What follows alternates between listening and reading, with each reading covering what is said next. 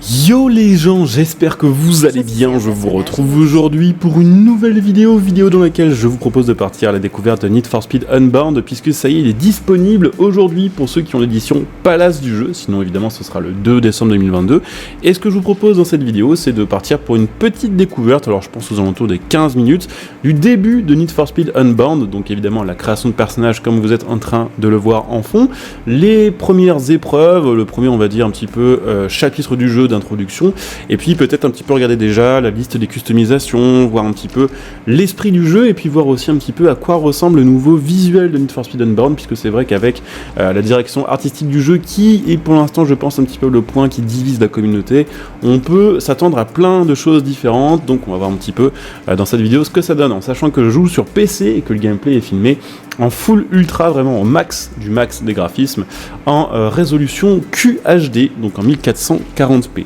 Donc voilà, bah écoutez, let's go. Je vous invite quand même, comme d'habitude, à laisser un petit like, à vous abonner bien sûr pour les prochains contenus, puisqu'évidemment il y aura pas mal de vidéos sur ma chaîne sur le jeu, pas mal aussi de live, évidemment en mode let's play, mais aussi en multijoueur.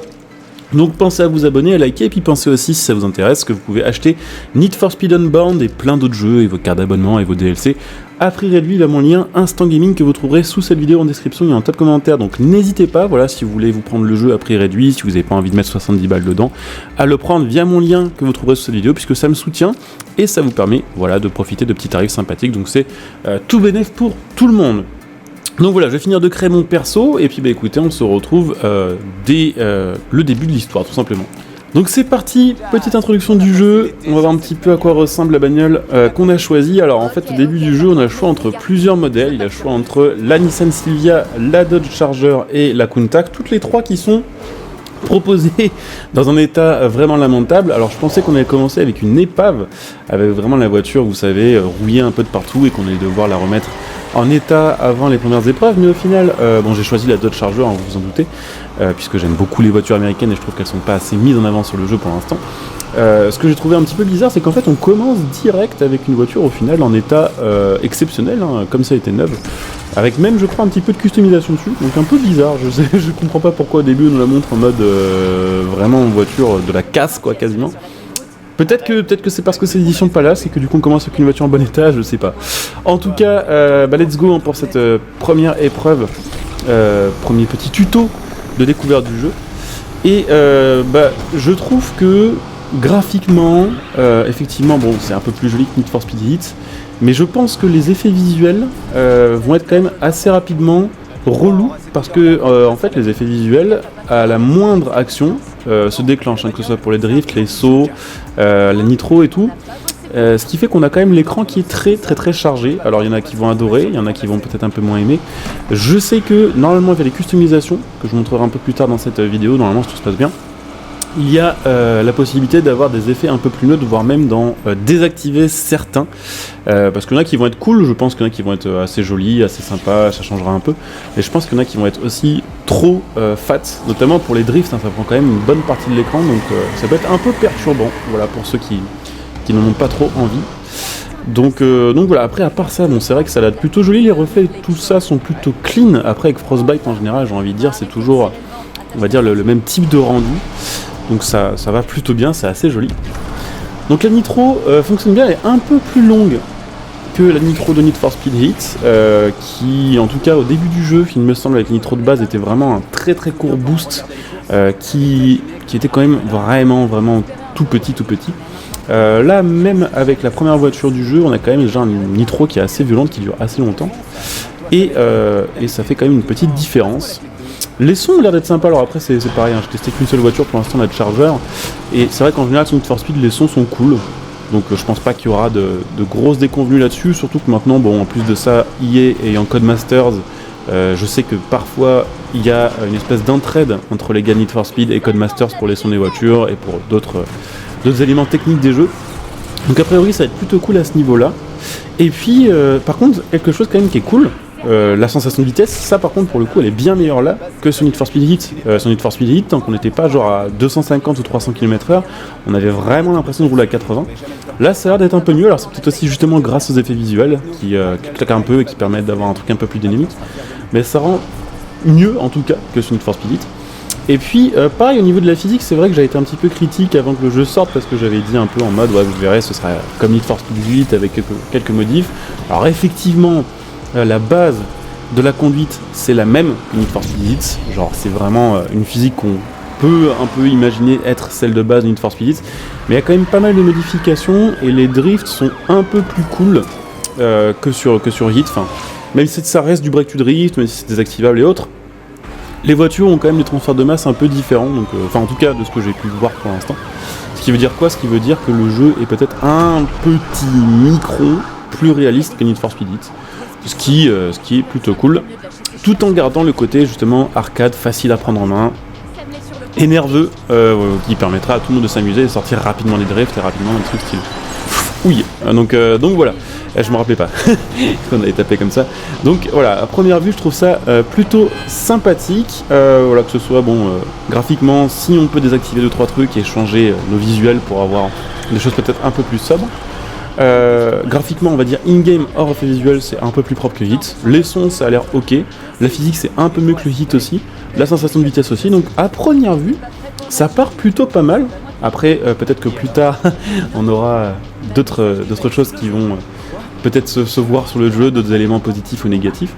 Mais ça a l'air d'être un Need for Speed au final, dans son jeu, voilà, bien classique, mais qui fait le taf quand même. On verra, alors bien classique évidemment, à part les effets visuels, mais par là, je veux dire qu'on retrouve un peu l'ambiance à la Underground, avec même, je trouve, quelques petits éléments qui me semblent un peu sortis de Midnight Club 3, qui pour l'instant n'a rien à voir avec Need for Speed, mais je sais pas si c'est le rendu de la map, si c'est le délire police, mais ça me fait un petit peu penser à Midnight Club 3. Donc voilà, à première vue, ça a l'air plutôt cool. Je pense que le jeu est mieux que ce que j'espérais. Enfin, en tout cas, pour l'instant, dans cette petite phase d'introduction. Ce que je vais vous montrer quand même, parce que là, vous allez voir, le gameplay va un petit peu continuer. Ça va être les premières cinématiques, les premiers personnages qu'on va voir du coup en cinématique. Vous allez d'ailleurs pouvoir voir enfin le reveal de mon perso, que je crois que vous n'avez pas vu encore terminé durant la vidéo. Et puis ouais, du coup les premières cinématiques en cel shading avec notre personnage qui va pop, mais évidemment nos voitures aussi customisées. Et autant pour les personnages, le cel shading ça peut être un petit peu dérangeant, c'est pareil, il y en a qui vont bien aimer, il y en a qui vont détester ça. Mais autant le rendu des voitures en cinématique, les voitures customisées, on va dire comme celles que l'on a modifiées durant le jeu, ça par contre ça rend très très bien, et la différence on va dire entre jeu et image pré-rendue est vraiment encore plus faible qu'avant, donc ça rend très très bien à ce niveau-là. Donc c'est parti, je vais me taire et puis je vais vous laisser écouter un petit peu la première vraie cinématique du jeu.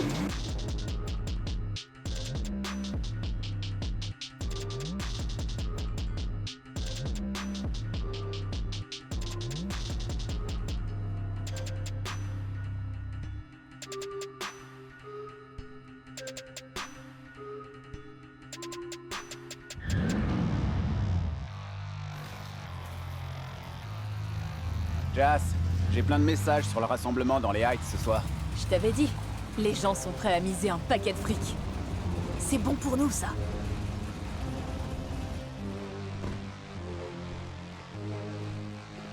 Merde.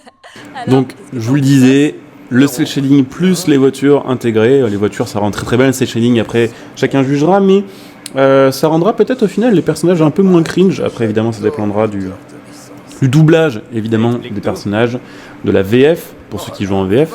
Mais globalement, je pense que ça va peut-être permettre d'enlever peut-être le côté un peu réalisme foiré de certains personnages, puisque là, clairement, avec ce côté animé, on sait qu'ils cherchent pas à faire du réaliste, et ça change un petit peu les choses. C'est pas forcément une mauvaise chose, même si, évidemment, ça peut sembler bizarre. Je peux pas te dire ce que t'as à faire. Je sais ce que c'est d'avoir besoin de... Enfin, tu sais, besoin de... De... quoi? L'essence lui monte à la tête. Je te demande juste un truc. Traîne pas trop avec ces trous-ducs de Cyril Heights. T'es pas de Cyril Heights? Ouais, justement, je connais bien leur combine. Rien de bon. Idle? Mais t'as toujours dit que je savais bien juger les gens. J'ai jamais dit ça. Quoi, t'as pas confiance en moi? Contente-toi de gagner, c'est tout. Youhou! Eh, je suis sérieux. L'essentiel, c'est de gagner. Donc voilà, on est au QG, hein, c'est l'endroit de base C'est le grand soir. qui va nous permettre, je pense, d'avoir accès aux différentes épreuves, au cycle jour-nuit, enfin en tout cas au switch jour-nuit, et puis l'endroit évidemment où on va pouvoir customiser nos voitures. Donc je vais vous montrer un petit peu la base des pièces de customisation, en sachant que vu que j'ai choisi la Charger, en général ce genre de voiture c'est vraiment pas les modèles sur lesquels il y a plus de customisation, parce que c'est des voitures qui sont un peu anciennes, il n'y a pas on va dire de kit moderne pour ces voitures là.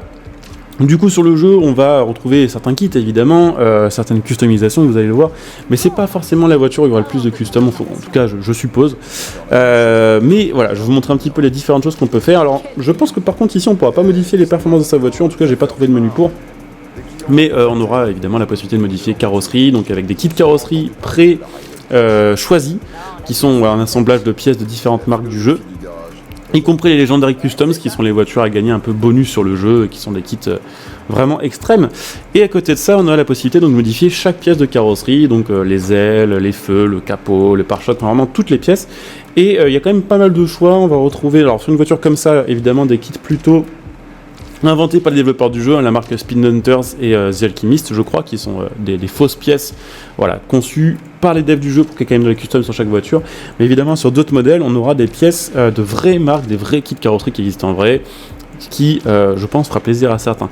En sachant que du coup, les kits carrosserie sur le jeu, qui sont les kits préfets, sont en fait un assemblage de pièces que vous aurez aussi au détail. Donc en fait, le kit carrosserie, ça vous permet simplement de gagner du temps. Voilà, pour ceux qui veulent un kit complet, si vous savez que vous voulez le kit Spin Hunters numéro 1 en entier, autant le mettre directement en kit carrosserie, puisque je pense que c'est moins cher et que c'est plus rapide. Mais voilà, après si vous êtes comme moi, que vous êtes un peu un maniaque de ça, que vous aimez bien choisir chaque pièce, vous aurez peut-être plus tendance à faire comme moi. Donc là je vous montre un petit peu toutes les différentes pièces, en sachant que vous pouvez aussi évidemment, je vous le disais, je vous l'ai déjà dit dans une autre vidéo, customiser les sons, modifier les habillages, et puis les effets de pilotage, que je vais d'ailleurs changer dans cette vidéo pour mettre quelque chose de plus neutre. Évidemment, des vidéos customisation, tests et autres, j'en ferai sur ma chaîne, donc pensez bien à vous abonner si ce n'est pas encore fait. Là vous l'aurez compris, on va s'approcher de la fin de ce premier petit gameplay. Donc pensez à vous abonner, pensez à laisser le petit like, à choper le jeu via Instant Gaming, pensez à venir me follow sur Twitch pour les prochains lives, vous trouverez la chaîne Twitch en description et en top commentaire. N'hésitez pas à venir follow, n'hésitez pas si vous avez Amazon Prime à utiliser votre Twitch Prime sur ma chaîne Twitch pour me soutenir gratuitement et profiter de plein de petits bonus de votre côté. Vous pouvez me retrouver sur Twitter si vous avez envie de m'envoyer des messages, des news ou être au courant de mes news, n'hésitez pas à venir follow. Et puis n'hésitez pas aussi à soutenir ma chaîne via mes liens de soutien sur cette vidéo. Vous pouvez utiliser mon lien matériel.net par exemple pour acheter votre matos gaming, et puis vous pouvez aussi, si ça vous intéresse, devenir des soutiens de la chaîne via le bouton rejoindre cette vidéo, ce qui vous fera profiter bien sûr là aussi de plein de petits bonus. Donc je vais couper cette première vidéo ici, on se retrouve très bientôt pour une nouvelle. En attendant, portez-vous bien, ciao à tous.